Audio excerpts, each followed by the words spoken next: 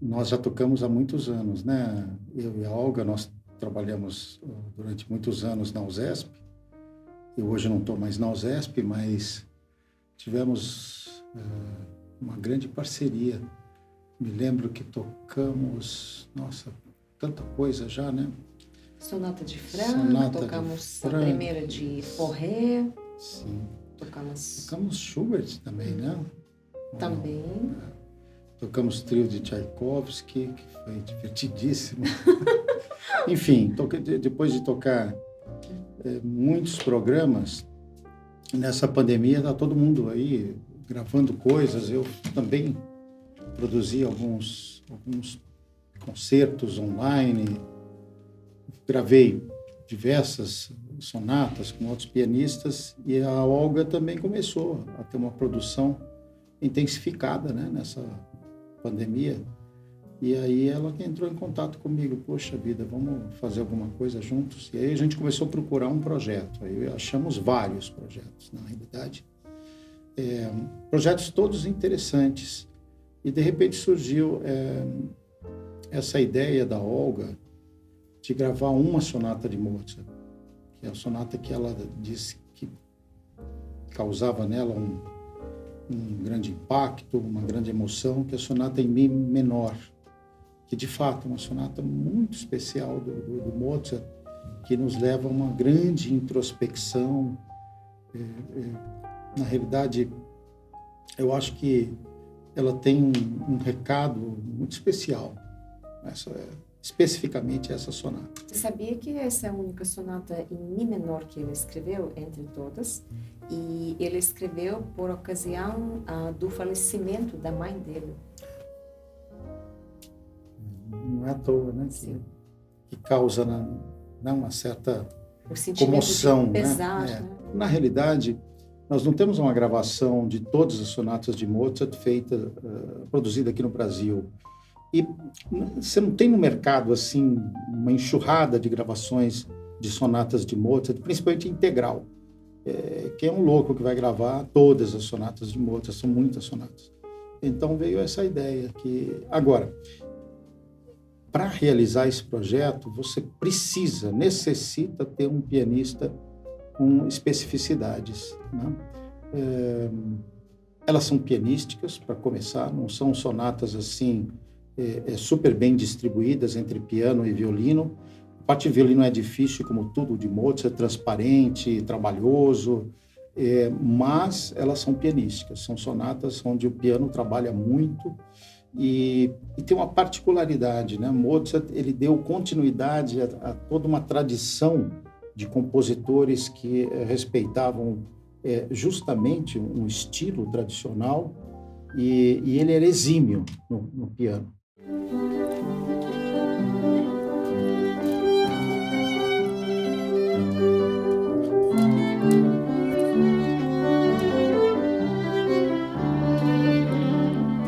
Eu acho que todas as peças de câmara de Mozart têm essa particularidade. Ele era exímio, né? Ele era um virtuoso, um cravista. Ele nunca escreveria nada simples para o piano. Sim, exatamente. Então, e a minha escolha do violinista para este projeto é devido à minha admiração ao grande maestro violinista Cláudio, que eu conheci pela primeira vez em 2000, quando eu vim menina para o Brasil, e ele estava na banca que me avaliou na audição para entrar na USESP. E depois eu passei a trabalhar na orquestra, e sempre me chamava a atenção no Cláudio a musicalidade dele. Ele já era, naquela época, músico maduro, né? Mais velho que eu, já tinha uma experiência, né? De tocar muito como solista e trabalhar na orquestra. E eu lembro como eu, trabalhando na orquestra, toda vez que eu ouvia algum solo do Cláudio, me chamava a atenção pelas duas razões. A maneira de ele extrair o som do violino, que é muito especial, muito peculiar dele. e segundo, é a maneira dele de pensar a música, que é maneira única também. Tanto que para estas sonatas, elas têm um material muitas vezes repetitivo, né? A maneira de Mozart escrever, ele colocava muitos trechos que são muito parecidos um com o outro, né? Então, a grande dificuldade, na minha opinião, nestas sonatas é justamente fazer essas diferenças musicais. Como a gente vai pensar musicalmente, como a gente vai solucionar as questões de dinâmica, as questões de fraseado, as questões das apogiaturas, ornamentações.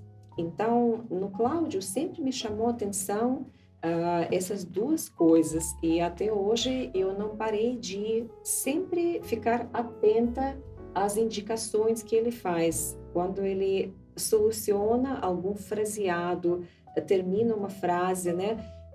Inicia a outra, a maneira dele é muito peculiar e muito convincente. Então, eu estou aprendendo sempre com ele.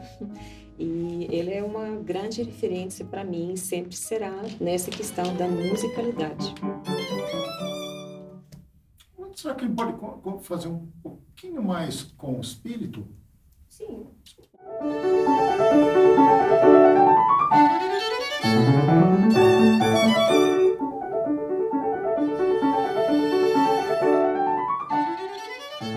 Bom, eu tenho gravado nos últimos tempos aí, eu gravei vários estudos até de elementares até nível médio, e pretendo gravar outros ainda de nível avançado. Eu gravei os 36 estudos de Kaiser e 30 estudos de Mazas. E o feedback que eu tenho é muito positivo. Eu recebo mensagens diariamente de jovens, estudantes de música que estão ali lutando para tocar um instrumento tão difícil, tão anti-anatômico, e que demora tanto tempo para você conseguir ter conforto, né? Muitos anos. E eles dão esse feedback que quando eles entram lá no YouTube e escutam a gravação dos meus estudos, eles têm assim um norte, um som onde se inspirar, uma afinação. A gente nunca está feliz, viu? O violinista nunca está feliz, nem com som, nem com afinação, nem com nada. Mas eu acho que, dentre todas as minhas deficiências, o que eu gravei lá pode ser inspirador para os jovens. Igualmente essas sonatas de Mozart. Eu acho que grande parte dos jovens estudantes, violinistas e também pianistas que começam a fazer música de câmara, eles vão se deparar com esse repertório. Eu acho interessante ter justamente uma versão aqui de músicos brasileiros. A Olga já é uma brasileira, ela já foi abraçada por nós e também já se casou aqui, tem filhos brasileiros, já tem uma alma brasileira. Então, eu ouso dizer que é uma versão aqui de músicos brasileiros. Eu acho que pode ser inspirador para os jovens, pode ser inspirador principalmente para pianistas também, que vão ver uma pianista exímia, absolutamente limpa, né, tocando essas sonatas. Eu acho isso importante. Vamos dizer, uma espécie de um objetivo a se alcançar para o jovem. Tudo basicamente se inicia com Mozart, né? Apesar que antes dele o Haydn já estabeleceu os princípios daquilo que a gente chama de classicismo, e Mozart ele foi um grande mestre, porque ele em toda essa produção ele realmente fundamentou, ele estabeleceu esses princípios daquilo que a gente conhece como forma sonata, por exemplo, né? Que já existia, como eu disse, antes dele, né? Mas ele acabou diversificando estas formas, esse pensamento do período clássico. E também nestas sonatas, como Cláudio já mencionou, eu procuro deixar um legado que pode servir de referência para os músicos jovens daqui, na questão de como pensar na articulação, né? Como pensar nas dinâmicas, como pensar o som no instrumento piano. Eu gostaria de deixar estas referências que também possam ajudar os jovens músicos, né, nesse caminho de interpretação. Eu acho que interessante, a Olga falou muito da produção dele, mas interessante é saber um pouco da história também. A gente lê aqueles livros. Quando eu tenho um livro com todas as cartas do Mozart, cartas que ele mandou para o pai, cartas que ele mandou para a esposa, e algumas cartas até, melhor eu nem mencionar muito as que ele mandou para a esposa, que tem todo tipo de assunto ali, digamos assim. Mas ele era um ser assim, cheio de vida. É muito estranho a gente imaginar que com 35 anos ele compôs tudo isso, mas ele viveu muito também. E eu fico imaginando, entre tomar toda aquela cervejada que ele tomou, as festas, né, de todo tipo, ele era festeiro, as diversões todas, os passeios e toda a obra, todo o legado. Meu Deus, era um extraterrestre, né, esse ser. E eu trabalho muito também, a Olga também. As pessoas às vezes falam para a gente, não, vocês trabalham demais, não relaxam, não descansam. Não, eu descanso bastante, mas eu trabalho bastante e eu vivo para o trabalho.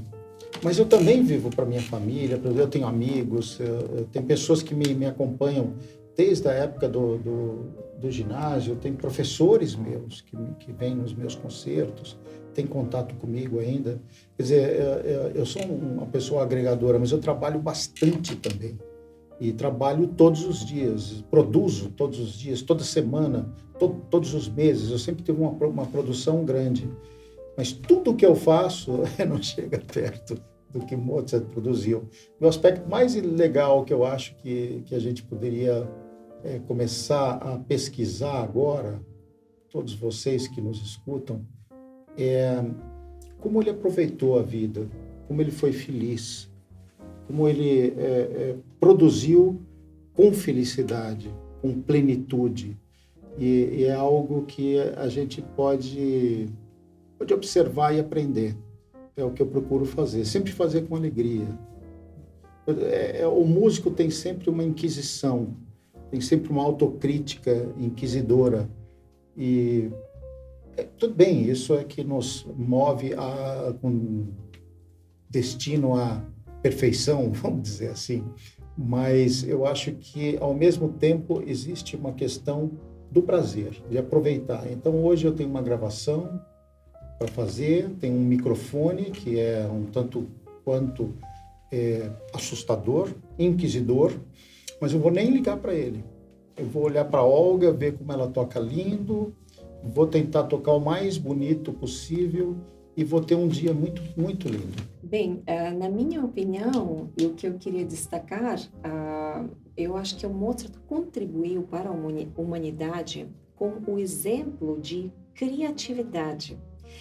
E principal questão que sempre me chamou a atenção na música, até naquele filme Amadeus, né, que é famoso sobre Mozart, né, que ele escreve uma música e todo mundo sai cantarolando aquela música. Então, a música dele tem uma simplicidade e tem uma variedade de melodias infinita. É uma música que você escuta e você sai cantando. É impossível você esquecer uma melodia dele, né? Então, eu acho que ele contribuiu musicalmente para a humanidade nessa questão de escrever uma variedade de melodias que ficam na memória desde a primeira vez que a gente escuta. E essa variedade foi infinita, absolutamente infinita. Inclusive, nesse exemplo que a gente tocou, a sonata K301, já o primeiro tema, né? É um tema que, uma vez que você ouve, você sai cantando. Então, acho que essa produção dele, tudo que ele criou, sempre tinha essa marca, a simplicidade e as melodias construídas de forma perfeita e única.